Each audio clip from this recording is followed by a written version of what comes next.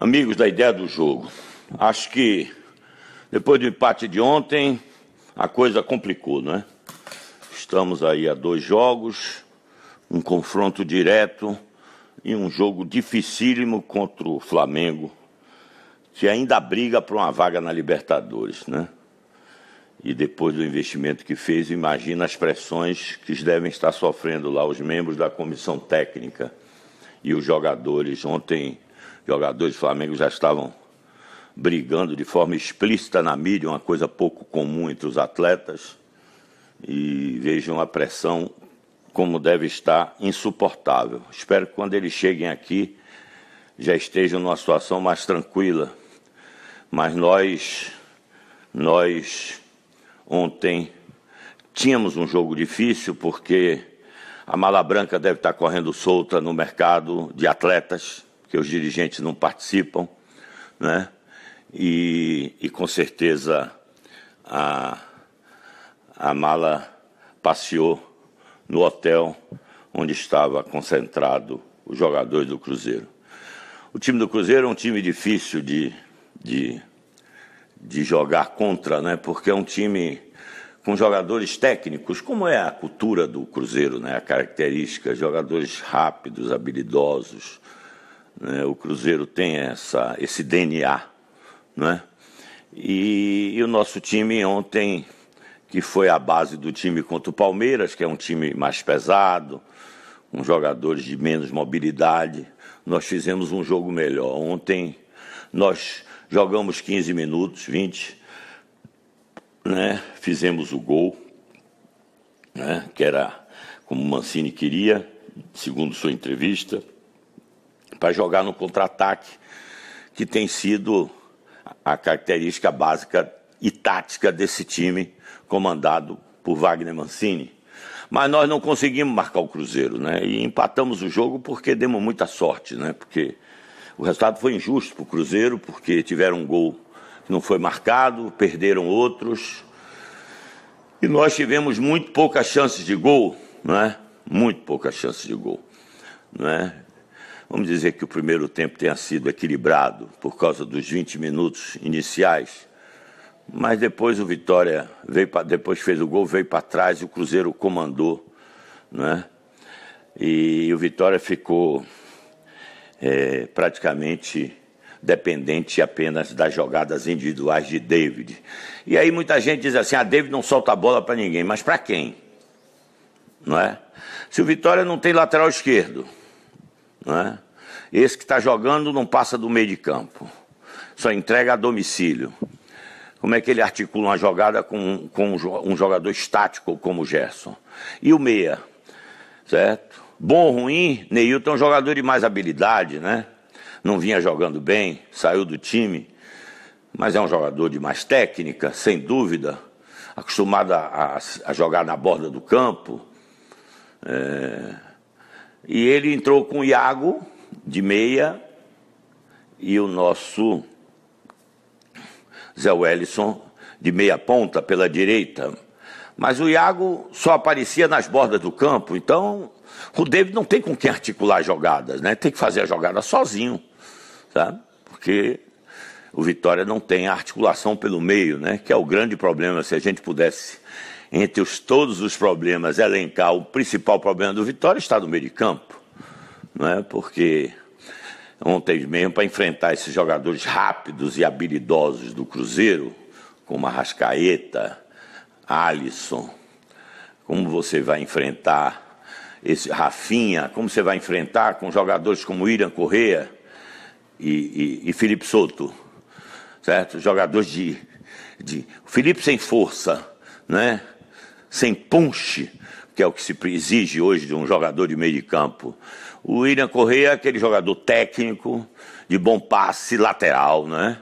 Alguns chutes de meia intermediária, mas para marcar, para circular, para flutuar em torno de jogadores rápidos, como esses 3 que eu citei, para não ir mais do Cruzeiro, é muito difícil. E eles tiveram domínio do jogo o segundo tempo inteiro, certo?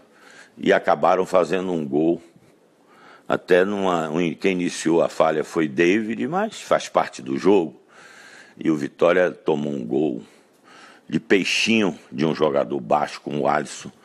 Um passe muito bem colocado pelo Brian, lateral esquerdo, que foi do América Mineiro e que vivia na reserva e agora entrou no time porque o titular está sendo negociado com o Palmeiras e não tem por que o Cruzeiro, já sem interesse na competição, de ficar colocando um jogador que já não vai jogar no Cruzeiro na próxima temporada, né?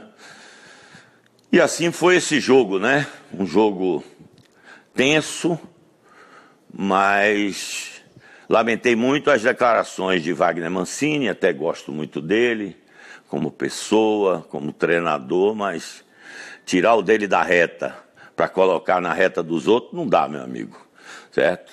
Tivemos tempo suficiente para resolver o problema do time desde que Mancini assumiu. Não pode agora dizer que o problema não é dele, porque são 2 vitórias, né?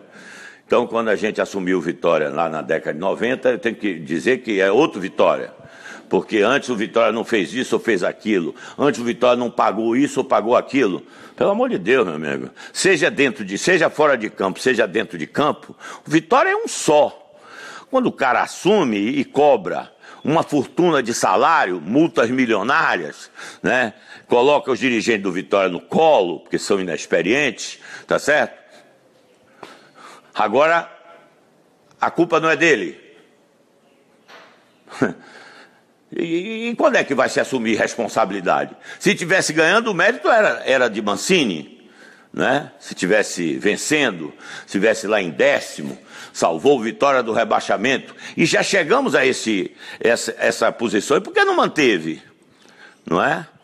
Então, aí eu não concordo, com todo respeito. A responsabilidade é sim de todos, do presidente, que fala bobagem todo dia no microfone quando ganha e se cala quando perde, certo? Então, não posso concordar com uma declaração dessa, certo? E no momento agudo, certo? Passa o quê para os jogadores? Covardia? Hã? Passa o quê? Que está entregando os pontos? Como está entregando os pontos? O Vitória só depende dele para sair do rebaixamento. Essa é uma situação muito favorável, certo?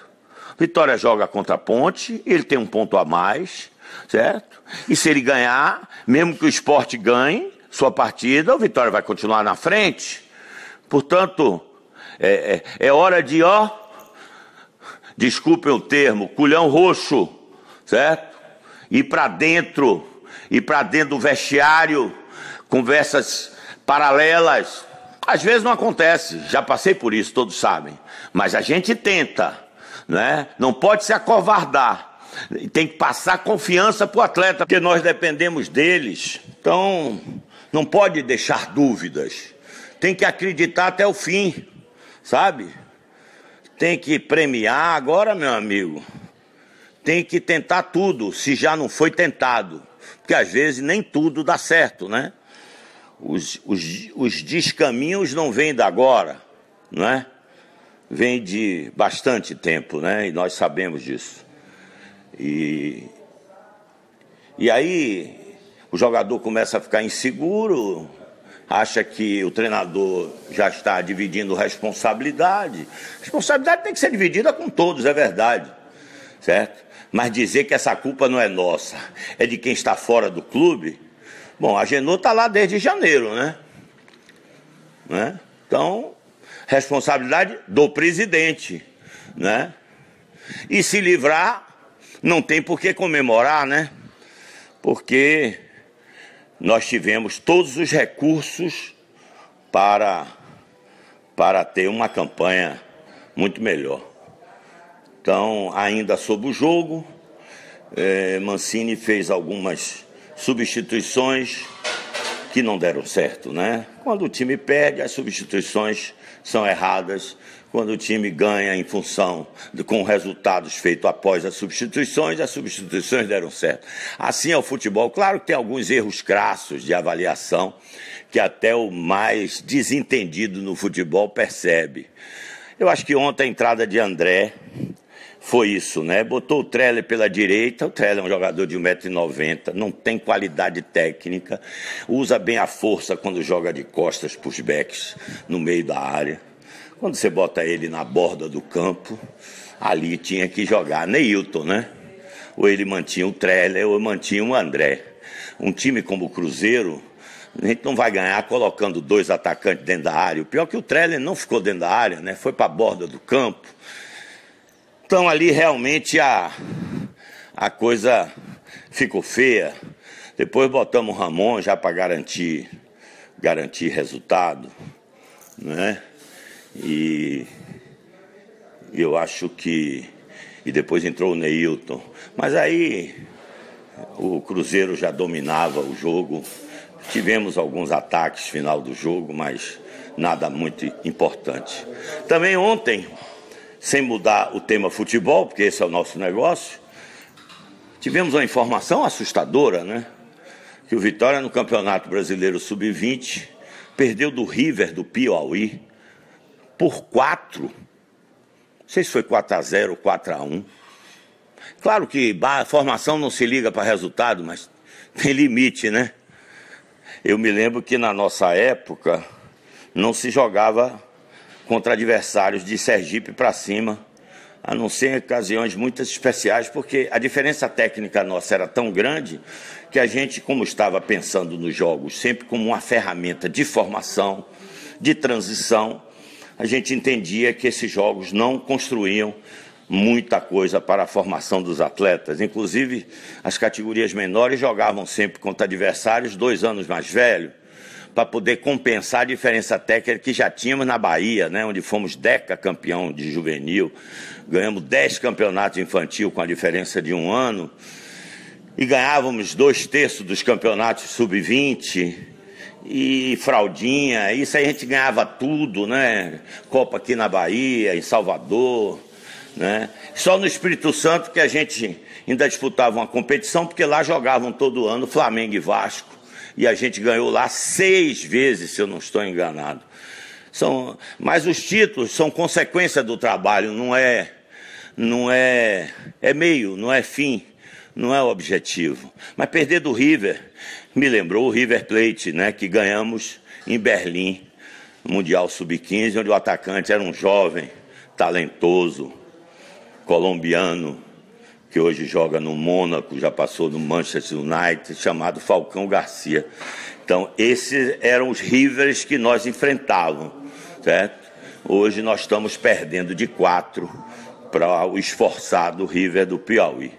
É porque esse negócio de formação tem o seguinte, e aí é diferente do meu tempo, como hoje o Brasil inteiro tem formação em níveis diferentes, mas tem formação, porque o mundo está globalizado, então as informações chegam em todos os lugares, certo? Diferente do nosso tempo, que já tinha internet, mas de forma muito mais branda, o seu envolvimento, a sua penetração, né? E hoje todo mundo faz, e por isso que a competição é muito maior, e é por isso que a nossa formação, certo? Outro dia penou para ganhar da Jacuipense nos pênaltis, na semifinal do Campeonato Baiano Sub-17, e foi massacrado nos 2 tempos. E esse eu posso falar porque eu estava no estádio de Pituaçu, que eu não ia há 9 anos, 8 anos, sei lá. Fui ver o Vitória jogar com a Jacuipense Sub-15 e Sub-17. Ganhamos no Sub-15 de 1-0 sem convencer, jogo equilibradíssimo. E no Sub-17 fomos dominados os 2 tempos e ganhamos nos pênaltis, no último pênalti, a vaga final. E esse Sub-17 é tido dentro do Vitória como a joia da coroa, certo?